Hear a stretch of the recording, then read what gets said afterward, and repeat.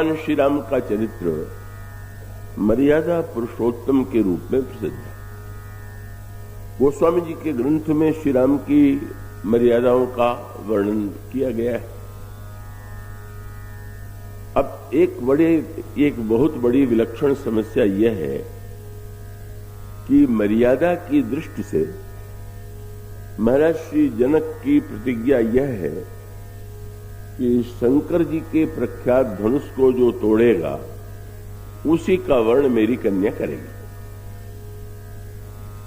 और इस दृष्टि से यदि देखें तो धनुष टूटने के पहले ही भगवान श्री राम यदि जनक नंदिनी की ओर आकृष्ट होते हैं तो भी कुछ विचित्र सा लगता है। और उस विचित्रता का अनुभव स्वयं भगवान राम ने भी किया। भगवान राम ने जब श्री सीता जी के सौंदर्य को देखा तो उनको ऐसा लगा कि जैसे आज मैं कुछ अपनी मर्यादाओं से हटा हुआ सा प्रतीत हो रहा हूं। और उन्होंने लक्ष्मण से प्रश्न किया कि आज तक इस मनस्थिति का अनुभव मैंने नहीं किया था जैसा आज कर रहा हूं।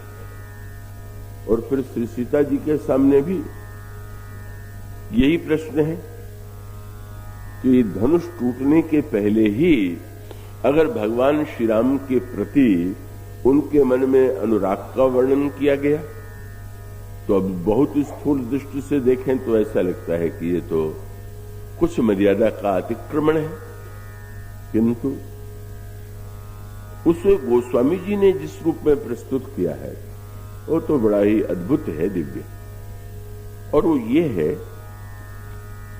कि मर्यादा भी जीवन का एक पक्ष है, लेकिन मर्यादा का अर्थ साधारणतया व्यक्ति जैसा मान बैठा है का रामचरितमानस में मर्यादा का वह अर्थ नहीं। और उसको इस दृष्टि से विचार करके देखिए कि जैसे धर्म की एक मर्यादा होती है उसी प्रकार से प्रेम की कोई मर्यादा है कि नहीं। क्यों इस दृष्टि से विचार करके देखें कि जो व्याकरण शास्त्र है एक प्रकार से शब्द को मर्यादित करता है तो वो व्यक्ति को बताता है कि कौन सा शब्द शुद्ध है, कौन सा अशुद्ध है, किस वाक्य को कैसे बोलें तो वो शुद्ध है नहीं तो अशुद्ध है। तो व्याकरण शास्त्र मानो शब्द को मर्यादा देता है और उसी के द्वारा सारे शास्त्रों का, ग्रंथों का हम अध्ययन करते हैं। किंतु यह व्याकरण शास्त्र की मर्यादा क्या ऐसी है कि उसका उल्लंघन कभी नहीं होता या नहीं होना चाहिए? और इसका उत्तर आपको यही तो मिलेगा कि जब आप अपने नन्हे बच्चे से बात करते हैं जिसको न तो व्याकरण का ज्ञान, न उसको शब्द रचना का ज्ञान, और वह जब तोतली भाषा में कोई शब्द कहता है, कोई वाक्य कहता है, तो क्या मर्यादा का पक्ष यही है कि व्याकरण का अध्यापक या व्याकरण का ज्ञान रखने वाला उस बच्चे को डांटने फटकारने लगे कि तू इतना अशुद्ध वाक्य बोल रहा? अगर वो ऐसा करता है तो वैयाकरण होगा, पर पिता तो नहीं है। वो वैयाकरण भी है, पिता भी है।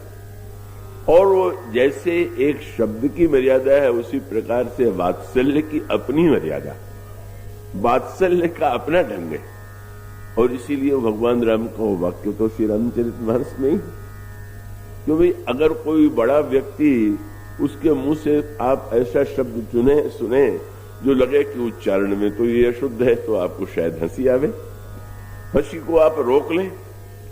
पर बच्चा जब तुतला करके बोलता है तो उसका विलक्षण आनंद ये है कि न केवल माता पिता प्रसन्न होते हैं बल्कि उस बच्चे से बात करने के लिए स्वयं भी तुतलाने लगते हैं। जैसे बच्चा शब्द बोल रहा है, मां भी कभी कभी आनंद लेने के लिए जब वो तुतलाने का सा अभिनय करती है, पिता उस समय उसी भाषा में उससे बात करने लगता है। तो यह व्याकरण की मर्यादा के अनुकूल भले ही न हो, पर वात्सल्य और प्रेम की जो विलक्षण रसानुभूति है वो तो उसके बिना संभव ही नहीं। और इसीलिए भगवान राम कहते हैं, जो बालक कह तो तरी बाता, तो सुनहि मुदित मन पितु और माता।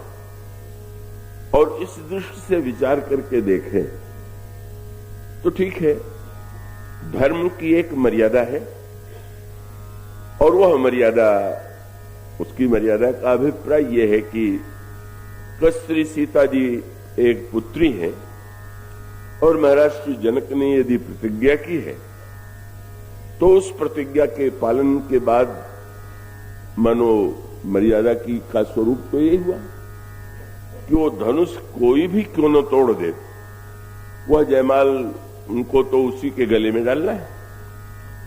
और यदि धनुष तोड़ने के बाद वे गले में जयमाल डालें तो ऐसा लगेगा कि मर्यादा का एक स्वरूप है।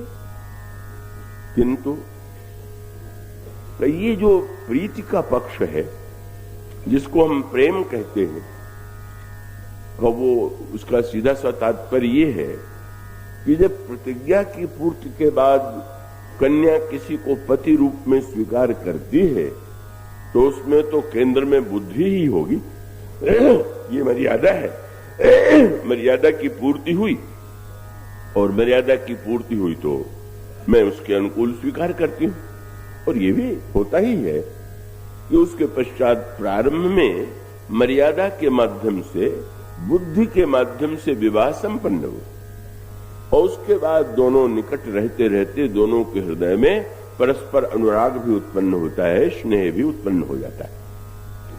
पर ये जो स्नेह है, कैसे हम बुद्धि के माध्यम से जीवन में आया हुआ अनुराग ही कहेंगे, इसे हम सहज स्नेह की संज्ञा नहीं दे सकते।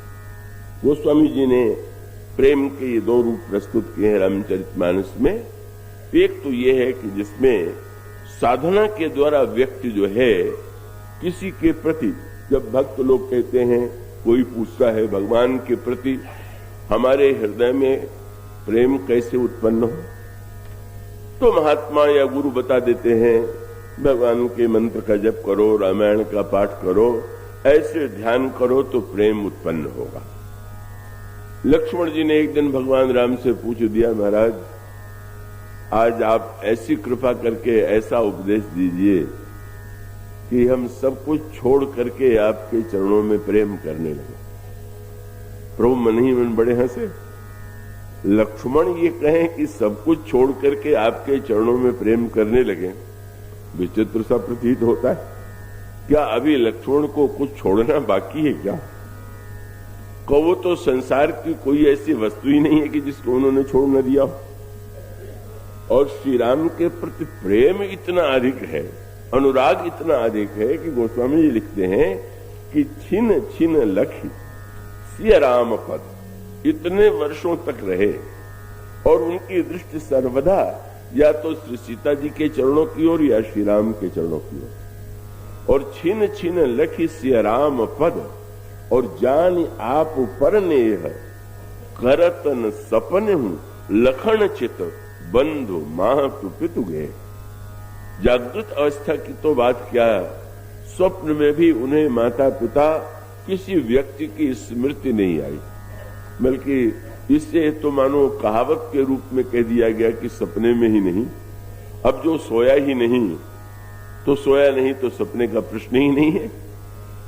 अब इतना बड़ा अनुराग जिसके हृदय में हो और जिसने सर्वत त्याग कर दिया हो भगवान राम से, जब वो ये प्रार्थना करे कि मोहि समुझाई कहो सोई देवा सब तदि करो चरण रज सेवा, तो प्रभु ने भी उतना ही विनोद भरा उत्तर दिया।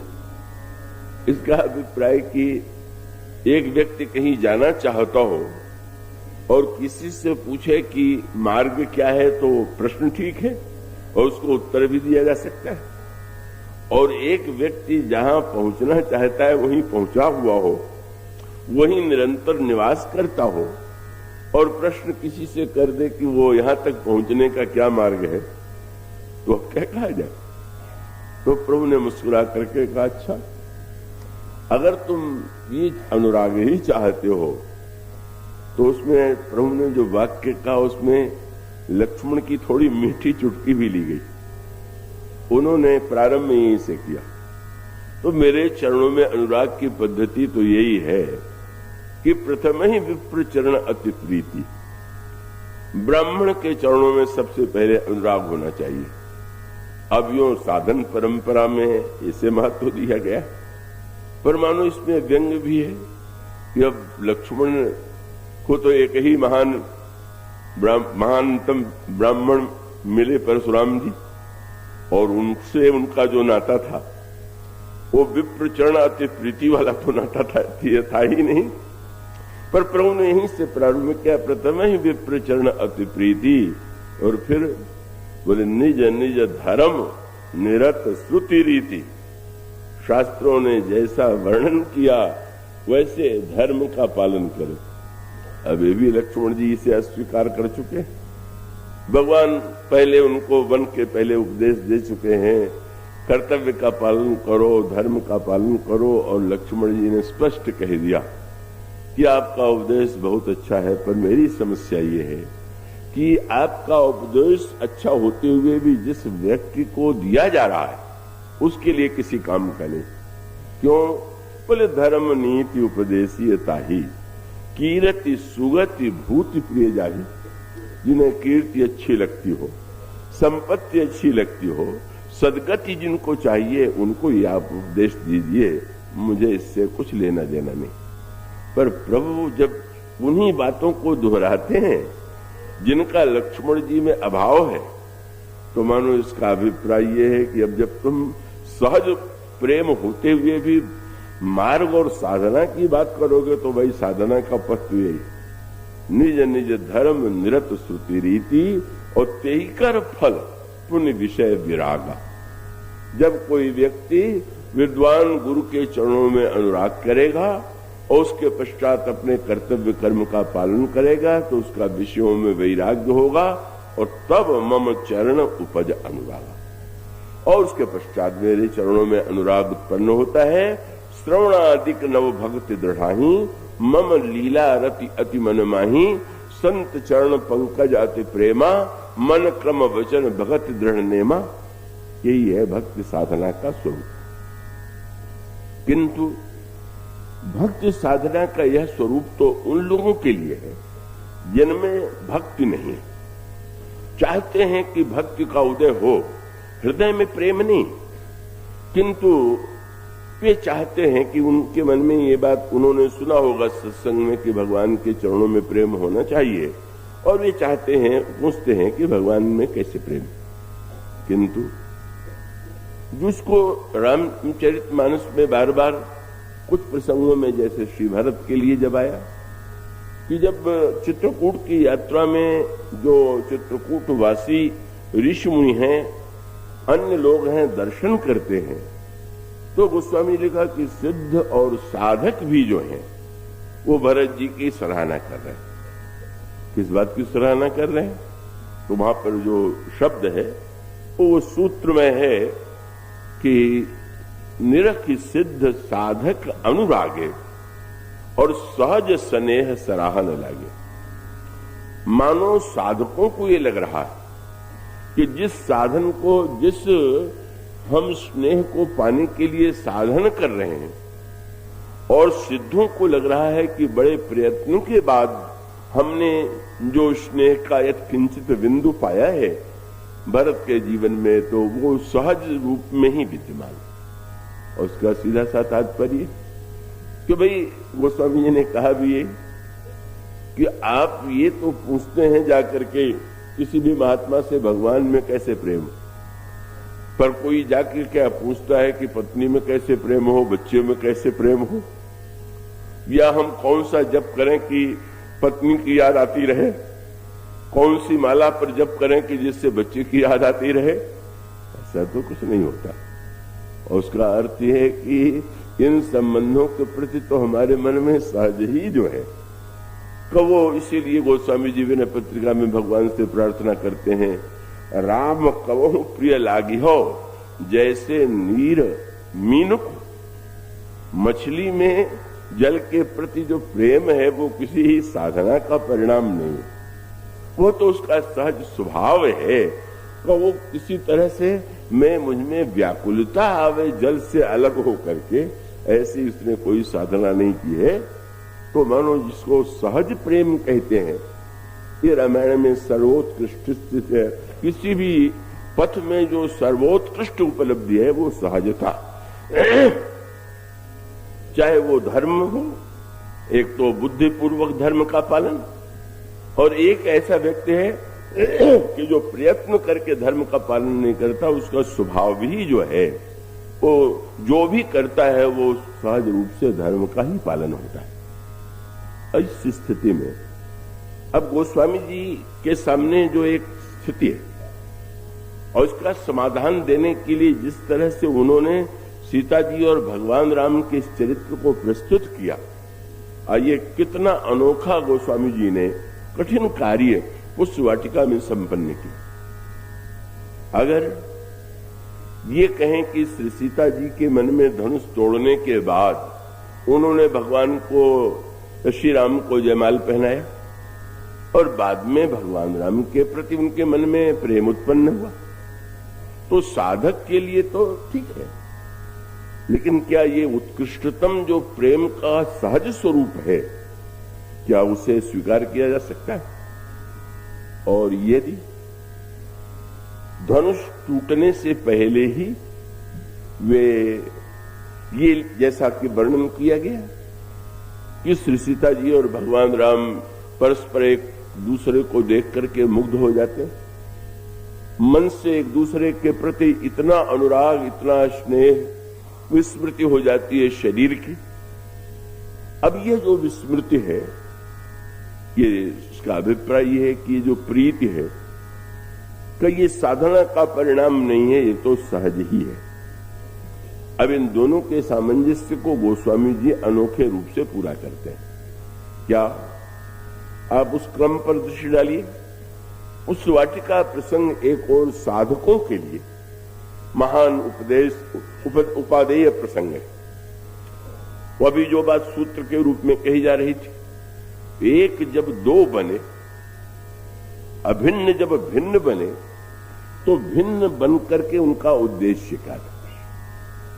और इसका सूत्र यह है कि एक प्रसंग ऐसा है, जब संयोग के प्रसंग का वर्णन करते हैं उस वाटिका में, वहां पर आपको दिखाई देता है कि भगवान श्री सीता जी श्री राम को ढूंढ रहे हैं। अंत में उन्होंने श्री राम को ढूंढते हुए पाया। और वियोग के प्रसंग में आप ये पाएंगे कि भगवान राम सीता जी को ढूंढ रहे हैं, और बड़े प्रयत्न के बाद फिर कहीं श्री सीता जी और भगवान राम का मिलन हुआ। अब इन दोनों प्रसंगों में जो साधना का तत्व है, साधना के तत्व का अभिप्राय कि जैसे एक मां जब किसी बच्चे की अंगुली पकड़ करके उसको चलना सिखाती है, तो स्वाभाविक है जिस स्वाभाविक गति से वो चलती है, अपने बच्चे को अंगुली से उठा करके चलते समय वो उस गति का प्रयोग तो नहीं करेगी कि उतनी शीघ्रता से चलने लगे। वो तो अंगुली पकड़ाए हुए बच्चे के साथ उसी तरह से चलेगी कि जिससे बालक चलना भी सीख जाए और गिरे नहीं। यही श्री सीता जी कौन है? बोले जगत जननी। जगत जननी है सीता। और उन्होंने मानो संसार के जो समस्त साधक हैं, उन साधकों के जीवन में जो भगवान को पाना चाहते हैं, उनको वे अंगुली पकड़ करके चलना सिखा रहे हैं। अगर भगवान को खोजना हो, भगवान को पाना हो, तो उसके लिए किस साधना पद्धति का आश्रय लेना चाहिए। दो अनोखी धाराएं उस वाटिका में चल रही हैं, एक और साधना और मर्यादा का पक्ष, और दूसरी ओर सहज प्रेम और दिव्य अनुराग का पक्ष। अब साधना के संदर्भ में अगर विचार करके देखें तो यूं कह सकते हैं कि यदि ईश्वर को पाने की आकांक्षा हो, तो ईश्वर को पाने के लिए व्यक्ति को किस का आश्रय लेना चाहिए। और तब गोस्वामी जी सूत्र देते हैं पार्वती जी का मंदिर है और उस मंदिर में श्री किशोरी जी आती हैं मां की आज्ञा से पूजन करने के लिए। और ये जो बाग है इसमें एक विलक्षणता का, भगवान श्री राम इस पुष्प वाटिका में शरद ऋतु में गए थे, लेकिन गोस्वामी जी ने कहा कि उस वाटिका को देख करके ऐसा नहीं लगता है कि यहां शरद ऋतु है। भगवान राम ने जो उस बाग को आकर के देखा तो आप पहली पंक्ति पाते हैं, रूप बाग बर देखे उजाई और जहां बसंत ऋतु रही लो भाई। शरद ऋतु में बसंत का सारा वातावरण है और तब गोस्वामी जी ने कहा लगता है कि यहां पर बसंत ऋतु लुभा करके रह गई। अब सूत्र वही है, भगवान राम तो जनकपुर के महल में ठहरे हुए, पर श्री सीता जी श्री राम को जहां जहां उनका दर्शन करती हैं, अनुराग का प्रसंग लिखा गया, वो बाग है, महल नहीं। और वह बाग हुआ है कि जहां पर 12 महीना बसंत है। अब मानो ये संसार के जीवों को मां ने एक सूत्र दे दिया कि अगर हम ईश्वर को पाना चाहते हैं तो हमें चाहिए कि हम बाग में जाएं। और ये बाग क्या है वो स्वामी जी प्रारंभ कर चुके हैं, संत सभा चहुदिसी अमराई। संतों का जो समाज है वही मानो विशाल बाग है। और जब ये कहा गया कि 12 महीने बसंत है तो संत समाज में हम कल्याण, संतों के निकट बहुत से लोग जाते हैं पर सभी का कल्याण नहीं होता। और इसका उत्तर यही है कि किसी व्यक्ति ने यदि ये सुना हो कि आम की वाटिका में आम का जो फल लगता है वो बड़ा मधुर होता है और कहीं वो पतझड़ की ऋतु में आम की वाटिका में चला जाए या अन्य किसी ऋतु में चला जाए तो वहां तो कुछ नहीं दिखाई देगा, एक भी फल नहीं दिखाई देगा। और पतझड़ में चला गया तो फल क्या दिखाई देगा, वो तो पत्ते भी नहीं दिखाई दे रहे। गोस्वामी जी ने कहा कि भाई आम की वाटिका में फल तो बड़े मधुर लगते हैं पर उसका एक क्रम है। पहले बसंत ऋतु आती है, बसंत ऋतु के बाद फिर उस आम में बौर लगता है, बौर लगने के बाद फिर फल बड़ा होता है, बड़ा होने के बाद फल पकता है और तब कहीं जाकर के उसका मीठा रस मिलता है। तो गोस्वामी जी ने जहां पर संत समाज का वर्णन बाग के रूप में किया, वहां उन्होंने कहा संत सभा चहुदिसी अमराई, श्रद्धा ऋतु बसंत समगाई। श्रद्धा ऋतु ही बसंत है और फिर बौर लगा, फल लगा, रस हुआ, कब बोले समझम नियम। संत के पास गए तो ये जब कहा गया कि श्रद्धा ऋतु बसंत, तो इसका अभिप्राय यह है कि कुतर्क की आंधी लेके पतझड़ लेके पहुंच गए तो संत से कुछ मिलने वाला नहीं। श्रद्धा का वसंत लेके जाइए। पर जब गोस्वामी जी ने कहा कि जिस वाटिका में से सीता जी ने भगवान राम को देखा वो 12 महीने बसंत रहता है, तो कितनी बड़ी बात कह दी गई। क्या बोले, संसार की वाटिका में तो 2 महीने वाले बसंत से काम चल सकता, पर संतों के प्रति 2 मासी श्रद्धा नहीं चाहिए, 12 मासी श्रद्धा चाहिए। ये नहीं कि आज बड़ी श्रद्धा है और फिर उसके बाद कुछ दिन बाद श्रद्धा नहीं रही और उसके पश्चात संत जैसा बतावे, ये नियम लो, ऐसा करो वैसा करो। ऐसा जब किया तो गोस्वामी जी कहते कि हाँ अब बौर लग गए। और उसका जब वो बढ़ेगा तो किस रूप में, बोले समजम नियम फूल फल ज्ञाना। कई साधना के परिणाम स्वरूप जब ज्ञान अंतःकरण में ज्ञान का उदय हो तो मानो आम के वृक्ष में फल लग गया। और उसके बाद पक करके रस कब मिलेगा, बोले हरि पद रति रस वेद बखान। साधना किया, सत्कर्म किया तो मानो बौर लगा, ज्ञान आया तो मानो फल लगा और भक्ति आ गई तो मिठास रस का उदय हो गया। अब संकेत यह है कि राजमहल में नहीं, अन्यत्र नहीं, 12 अगर श्री राम को पाना है और सही अर्थों में पाना है, स्थान का महत्व साधारण नहीं होता। अब कहेंगे इसमें क्या अंतर हुआ, चाहे यहां दर्शन करें चाहे वहां दर्शन करें। पर वो श्री राधा रानी का वो श्लोक आपने सुना होगा, द्वारिका में श्याम सुंदर विराजमान, बाद में सूर्य ग्रहण के प्रसंग में प्रभु श्याम सुंदर पधारे कुरुक्षेत्र में, और उधर से गोपियां भी आई, श्री राधा रानी भी आई, और श्री राधा रानी और श्री कृष्ण का मिलन भी हुआ। जब श्री राधा रानी लौट करके आई तो सखियों ने पूछा, इतने दिनों के बाद मिलन हुआ, आपको कैसा लगा? तो उस समय श्री राधा रानी ने जो उत्तर दिया वो बड़ा ही मधुर उत्तर। उन्होंने कहा, प्रिय सोयम कृष्ण सखियो और सहचरी कुरुक्षेत्र मिलिता और तदानीम सा राधा, वही कृष्ण थे और वही मैं राधा थी, और तदिदम भयो संगम सुखम, और हम दोनों का मिलन भी हुआ। लेकिन तब फिर क्या कमी रह गई? उन्होंने कहा, तथाप्यंत खेलन मधुर मुरली पंचम जुषे मनो में कालिंदी पुलिन विपिनाय स्पृहति। पर मेरा मन तो आज भी वृंदावन में वंशी बजाते हुए कृष्ण की याद में डूबा हुआ है, वो आनंद तो आज नहीं आया। उसका अभिप्राय क्या? भगवान भी वही, श्री राधा रानी भी वही, पर वो यमुना की धारा, वो वृंदावन की दिव्य प्रेममयी भूमि और वहां का जो वंशीनाद है, उसके भाव में उनको लगता है कि नहीं नहीं, बहुत रिक्तता रह गई, अभाव रह गया।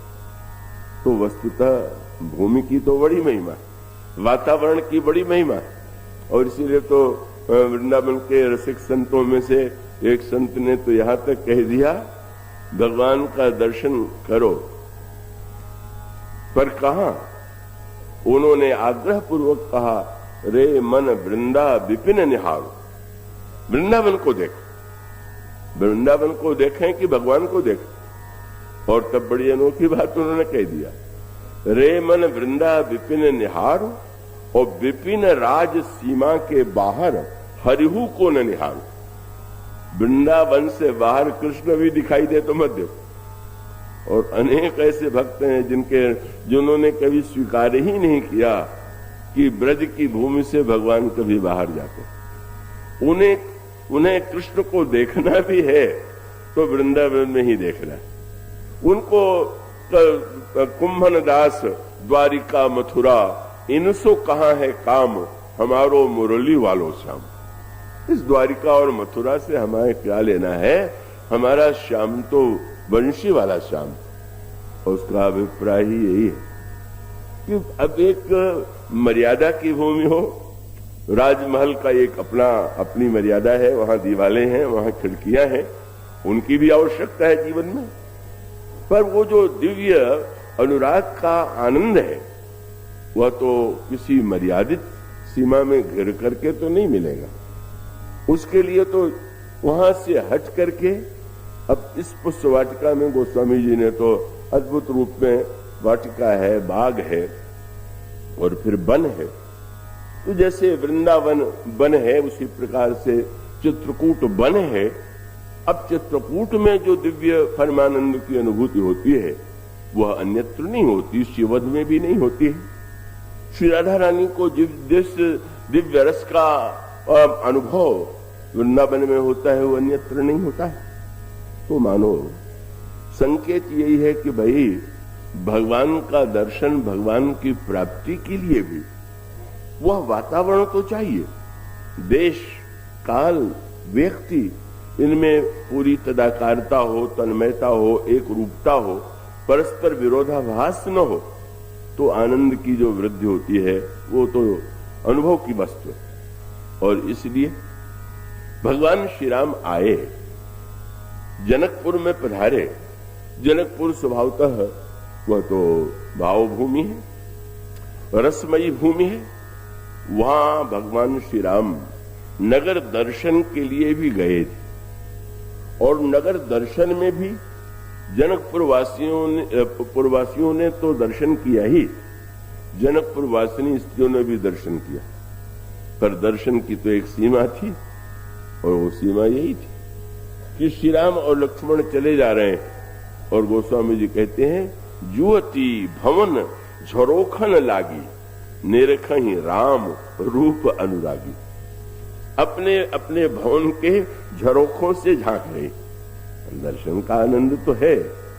इसका अभिप्राय कि जनकपुर के जो मर्यादा में भवन थे वो झरोखे से रहित नहीं थे।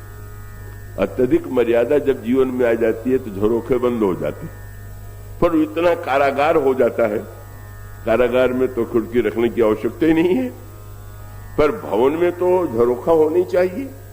तो जनकपुर के भवनों में झरोखा है, मर्यादा का भवन है, और जो जनकपुर वासिनी स्त्रियां हैं वो ज्योति भवन झरोखन लागी, और निरखहि राम रूप अनुरागी। और उस समय उनका जो वार्तालाप है वो बड़ा दिव्य, पर वहां का जो दर्शन है और इस वाटिका का जो दर्शन है उसमें तो बहुत अंतर है। वह उसका आनंद होते हुए भी इस वाटिका में जिस दिव्य रस का अनुभव प्रभु को हुआ, श्री किशोरी जी को हुआ, सखियों को हुआ, वह तो अन्य तो दुर्लभ है। और इसका सीधा साधा तात्पर्य यह है कि आप संत समाज में जाएं, संतों के बीच में बैठें, संतों के रंग में रंगें, और उस समय आपको जो अनुभव होगा वही अनुभव आपको अन्यत्र उतना दिव्य प्रतीत नहीं होगा। इसलिए वह गोस्वामी जी चुनाव करते हैं, नहीं बाग ही होना चाहिए, और बाग में भी ऐसा कि जहां पर 12 महीना बसंत है, संतों के पास जाएं, श्रद्धा लेकर के जाएं। और श्री किशोरी जी जब सखियों को लेकर के आईं तो उन्होंने पहला काम क्या किया, बोले मज्जन करी सर सखिन समेता। सखियों के साथ श्री सीता जी आई और उन्होंने सरोवर में स्नान किया। अब ध्यान दें, पूरा बाग है और उसके बीच में पार्वती जी का मंदिर है, और पार्वती जी के मंदिर के बगल में ही दिव्य सरोवर है। अब संत समाज तो बाग है, और ये जो बीच में सरोवर है ये क्या है, वो इसका उत्तर मिलेगा आपको आरण्य कांड में। बोले बांधे घाट मनोहर चारी, संत हृदय जस निर्मल बारी। वही निर्मलता की साधना, जा शुक्रबार निर्मल मति पाऊं। तो श्री किशोरी जी तो अपनी कृपा से दूसरों को निर्मल मति देने में समर्थ हैं, पर जीव को शिक्षा देती है कि केवल संतों के समाज में श्रद्धा लेकर के ही नहीं जाना है, अपितु पूर्ण संतों का लाभ तो तब होगा कि जब हम उनके हृदय में प्रविष्ट हो जाए, संत के पास पहुंच गए। पर ये मानो सरोवर क्या है, संत का यही हृदय, संत हृदय जस निर्मल बारी। जैसे वह सरोवर ऐसा प्रतीत होता है कि संतों का हृदय जैसे निर्मल होता है। और उसका अभिप्राय यह है कि उस वाटिका में जाने के बाद सरोवर में स्नान करना चाहिए। और वहां गोस्वामी जी ने लिखा, मज्जन करी सर सखिन समेता।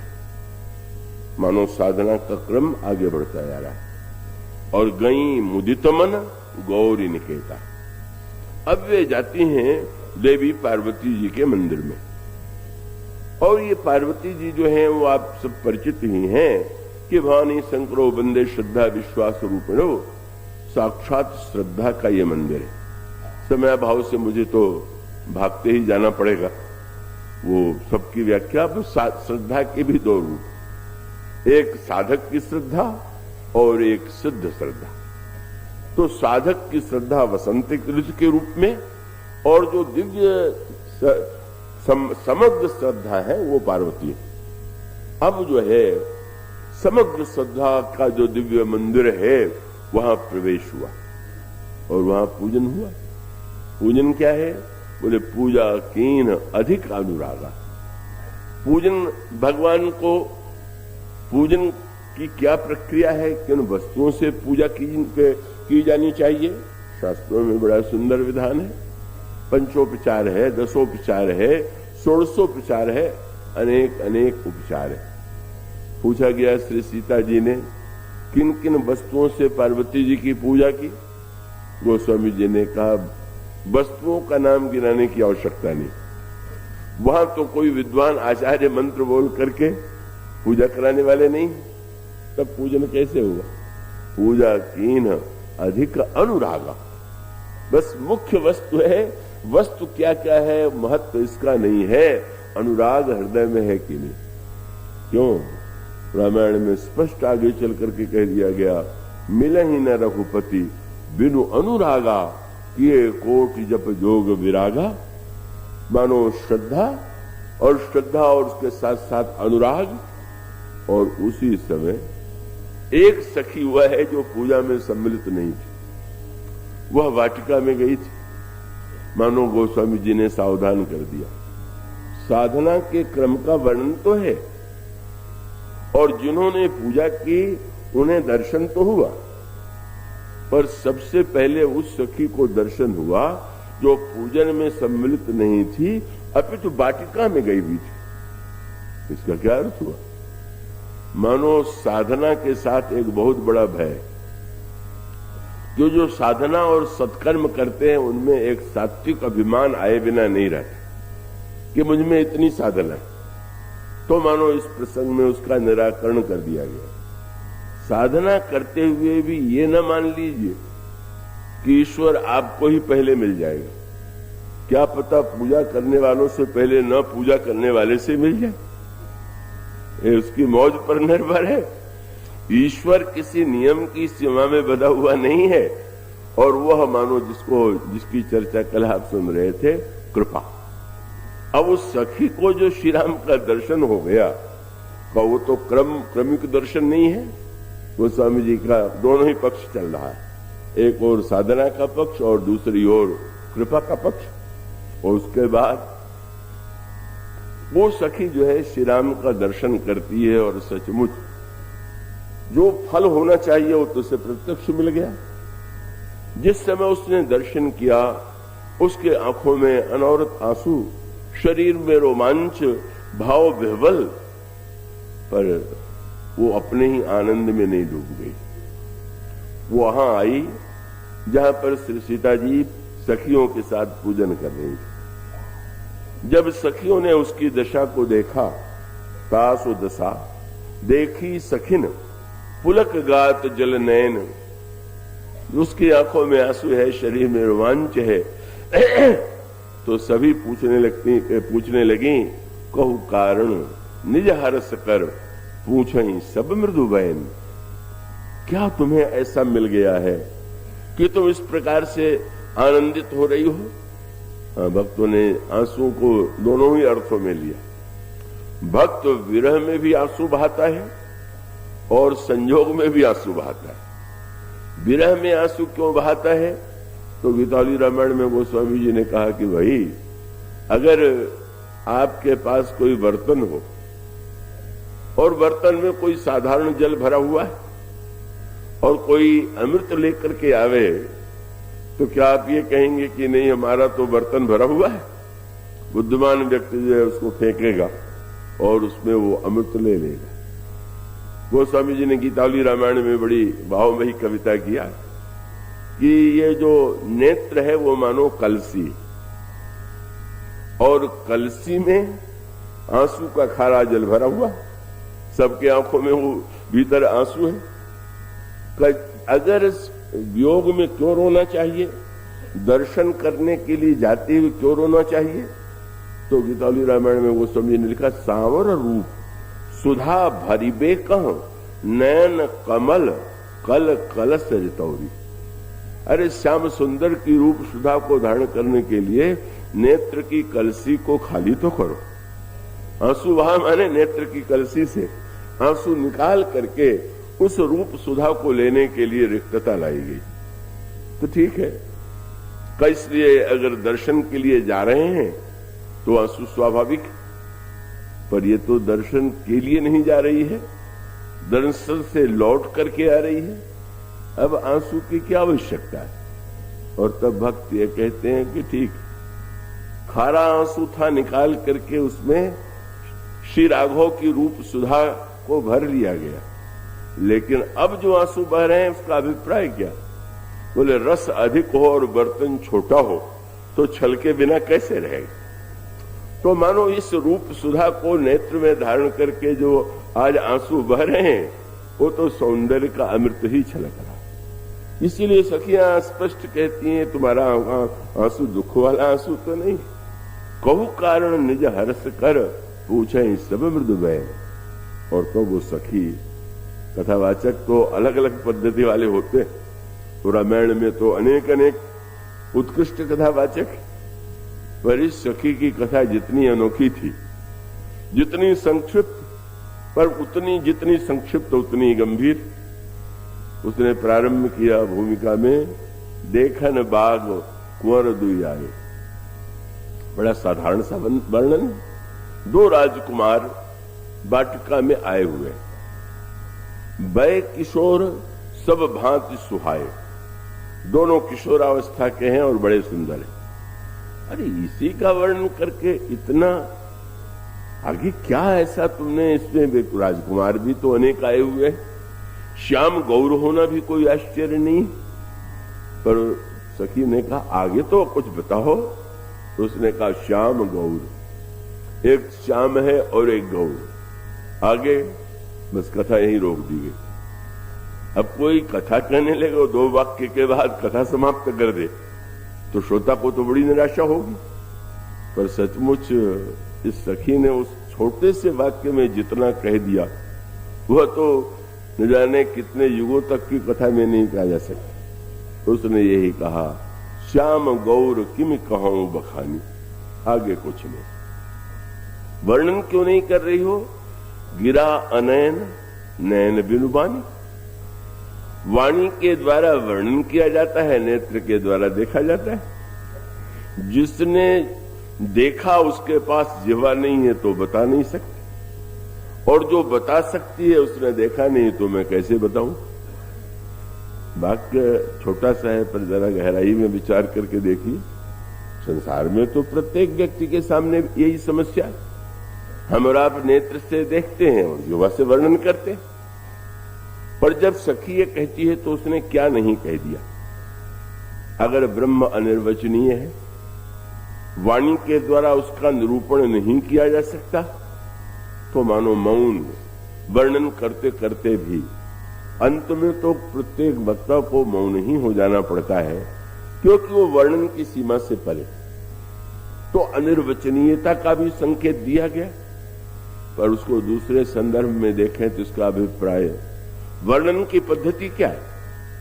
पद्धति वर्णन की यही है, नेत्र से देख। अब वो जो मस्तिष्क का निर्माण हुआ है, नेत्र और मन ने, मन और नेत्र दोनों न हो तो दिखाई नहीं देगा। पहले नेत्र ने देखा, मन ने उसका रस लिया। अब अगर उसका वर्णन करें तो मन जो है वो बुद्धि तक पहुंचावेगा, क्योंकि बोलने के लिए भाषा और उसके लिए कैसे शब्द हो प्रयोग, उसका अभिप्राय। तो नेत्र से मन में, मन से बुद्धि में और बुद्धि से फिर वाणी में, इस तरह से वर्णन होता है।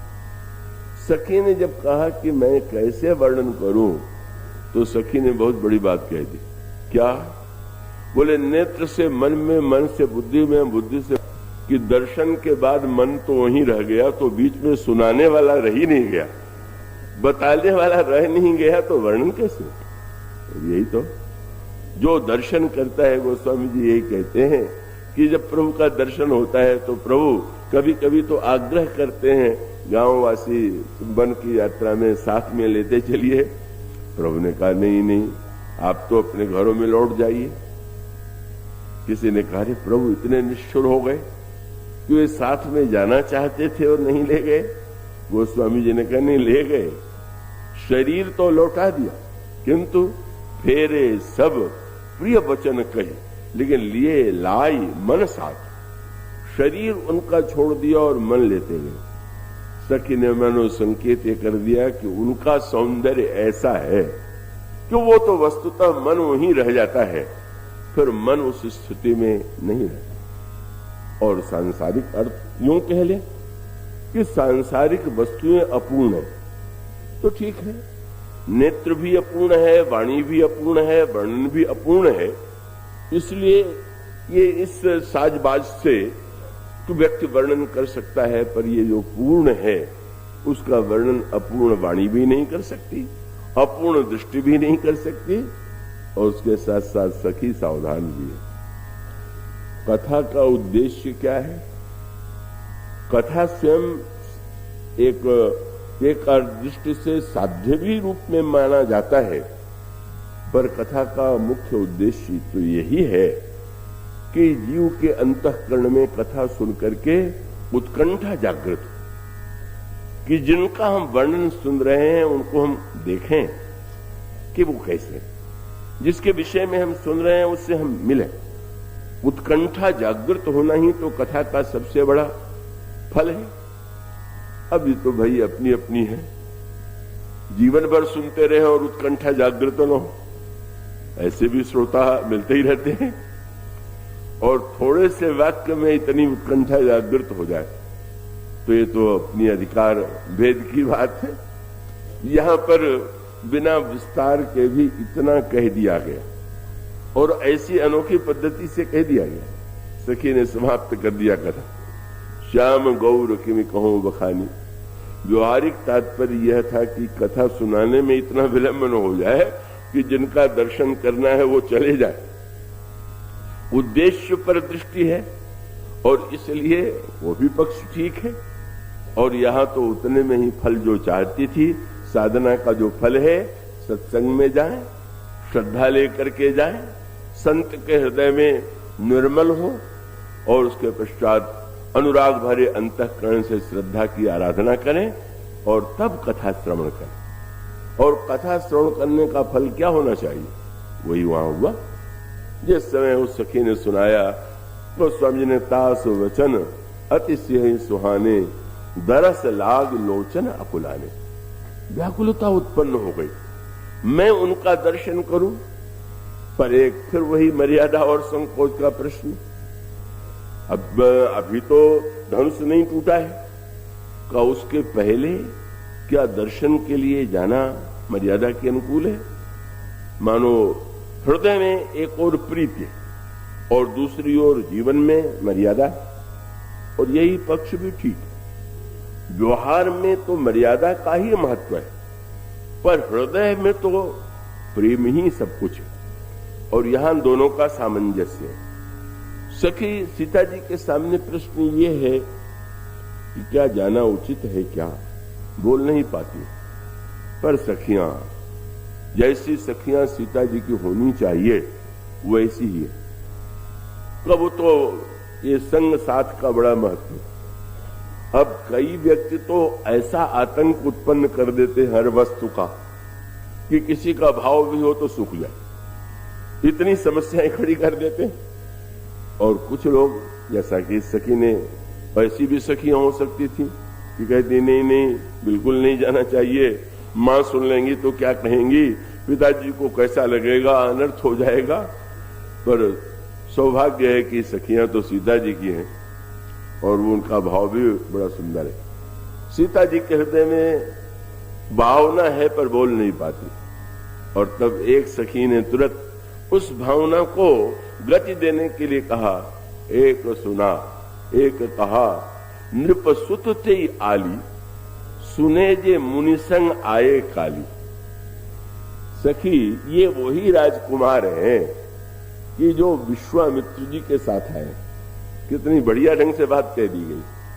बोले इनके दर्शन करने में कोई आपत्ति हो सकती है? क्यों? बोले बड़े बड़े महामुनि जिनको साथ लेके चले, तो मुनियों का दर्शन करने जाए तो क्या उनका दर्शन व्यक्ति नहीं करेगा?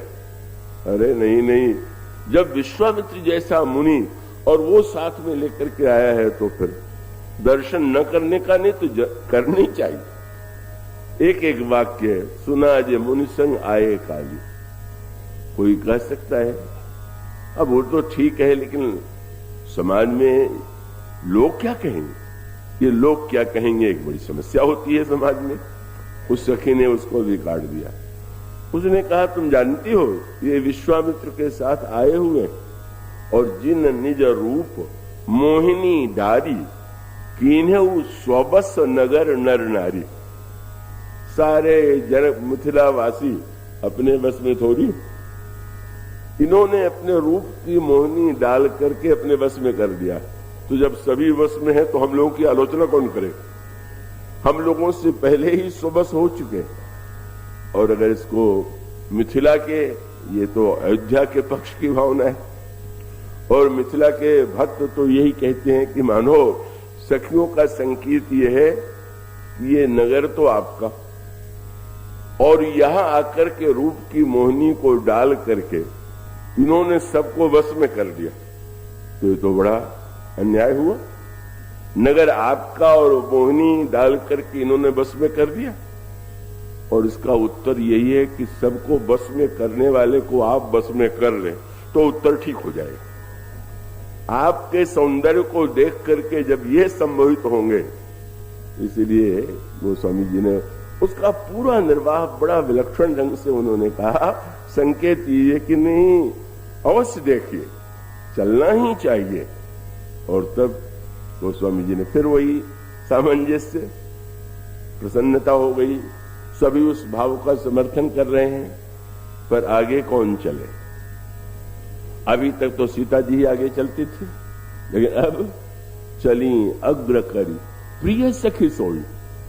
जिस सखी ने दर्शन किया है, श्री सीता जी ने कहा पहले तुम ही आगे चलोगे। नया क्रम बदल गया। क्यों? बोले पूजनीय प्रिय परम जहाते सब मानिए ही राम के नाते। उन्होंने कहा सखी आज तो तुम ही बड़ी हो, दर्शन तो तुमने पहले किया, और तुमने किया तो तुम ही अब हमें दर्शन कराओगी। मानो वह सखी आगे। एक और तो श्री सीता जी की विनम्रता है, जिसने दर्शन किया है उसको गौरव दिया गया, उसको महत्व दिया गया। लेकिन उसके साथ साथ गोस्वामी जी ने एक वाक्य और जोड़ दिया, उस सखी को आगे क्यों कर दिया? वहां पर एक सूत्र गोस्वामी जी ने दिया कि श्री सीता जी क्या सचमुच पहली बार श्री राम को देखने जा रही हैं क्या? कथा सुन करके उत्कंठा और व्याकुलता, दूसरों के दो हैं ही नहीं, और दो भी हैं तो परस्पर अनुराग में सराबोर है। तो गोस्वामी जी कहते हैं श्री सीता जी ने जानबूझ करके सखी को आगे कर दिया। क्यों? मैं आगे चलूंगी तो जानती हैं कि कहां है, और मैं वहां जाऊं तो सखियां पूछ सकती हैं कि आपको कैसे पता था कि यहां पर है? तो पता चल जाएगा, इसलिए क्या किया? बोले चली अग्र करी प्रिय सखी सोई। क्यों? बोले प्रीति पुरातन लखई न कोई। हम दोनों के पुराने प्रेम को कोई जान न जाए। मैं तो जानती नहीं कौन राजकुमार हैं, और सखी तुमने ही तो देखा है, तुम ही तो पता है कि वो कहां है, और उसके पीछे का चल करके वो पुरातन प्रेम पूछा गया है, नया प्रेम है कि पुराना प्रेम? और गोस्वामी ने तुरंत कहा सुमेरी सिय नारद बचन उपजी प्रीति पुनीत। नारद जी के वाक्यों का स्मरण करके प्रेम उत्पन्न हुआ और प्रीति पुरातन। मानो सूत्र दे दिया गया, प्रेम नया अच्छा कि पुराना अच्छा? और उसका उत्तर यही है कि नई वस्तु में आनंद तो बहुत आता है, रस तो नए में आता है, लेकिन चिंता बनी रहती है टिकेगा कि नहीं टिकेगा। और पुराने में स्थायित्व तो है कि हाँ नहीं, ये वस्तु तो स्थिर है, लेकिन रस की कमी रह जाती है। इसलिए मानो प्रेम की व्याख्या कर दी गई। बोले प्रेम वह है कि निरंतर पुरातन होते हुए जो नित्य नूतन होता ही जाए, और इस दिव्य प्रेम के माध्यम से व्याकुलता पूर्वक प्रभु का अन्वेषण, और अन्वेषण में भी व्याकुलता भगवान राम दिखाई ही नहीं दे रहे। चितवत चकित चहूं दिश सीता, कहां गए नृप किशोर मन चिंता चिंता, जहां विलोक मृग शावक नैनी, जनुता बरस कमल चित्र श्रेणी। फिर अत्यंत व्याकुलता, और तब सखी दिखाती है। इतने अपरिचित बन गए कि सीता जी तो खोज ही नहीं पाई। वो तो सखी ने कहा वो देख नहीं रही है, वो लता की ओट में कौन है? लता ओठ तब सखिन लखाए, मानो साधना का एक क्रम है जो साधक के अंतःकरण में साधना के उस पथ की ओर संकेत करता है जहां जगत जननी व्यक्ति को साधन पक्ष का निर्देश दे रही हैं, भगवत प्राप्ति का पथ क्या है। और उसके साथ साथ मर्यादा का रक्षण यह है कि दिव्य अनुराग होते हुए भी परस्पर रंच मात्र वाणी का विनिमय नहीं, वार्तालाप नहीं है। श्री सीता जी और श्री राम का मिलन हुआ कि नहीं हुआ वाटिका में? यूं देखें तो मिलन का तो प्रश्न ही क्या, वो तो बातचीत भी एक दूसरे से शब्द बोले भी नहीं, तो ये तो मर्यादा हो गई। पर दूसरी ओर गोस्वामी जी ने कहा मिलन भी ऐसा हो गया जैसा पहले बाद में भी कभी नहीं हुआ होगा। क्या का दिखाई दिया, दर्शन किया, लौटना पड़ा, पर मिलन हुआ कि नहीं? मर्यादा तो इतनी है कि श्री सीता जी लौटी, फिर ही अपन पौ पितु बस जाने, मैं तो पुत्री हूं, पिता ने जो प्रतिज्ञा की है उसकी पूर्ति होने पर ही तो मुझे अधिकार है। तो ये तो मर्यादा का पक्ष हुआ। पर ये तो बहिरंग जगत में, अंतर जगत में क्या हो रहा है? श्री राम को देखा, बातचीत नहीं हो रही, पर गोस्वामी जी ने कहा श्री सीता जी मन ही मन श्री राम को निमंत्रण दे रहे, निमंत्रण ही नहीं दिया। श्री राम उस निमंत्रण को स्वीकार करके आए। किस मार्ग से ले गई? बोले लोचन मग राम ही उर आई, नेत्र के मार्ग से हृदय मंदिर में ले आई। और उसके बाद तो गोस्वामी जी ने श्रृंगार और भाव की पराकाष्ठा कर दिया। आप किसी अतिथि को ले आते हैं, आप घर में ले आते हैं, तो उसके बाद उसका स्वागत करते हैं, भोजन कराते हैं और उसके लिए प्रबंध करते हैं। गोस्वामी जी ने कहा एक व्यक्ति ने भी नहीं, सखियों ने भी नहीं देखा कि दोनों ने परस्पर बात किया, पर लोचन के मार्ग से हृदय मंदिर में आ गए।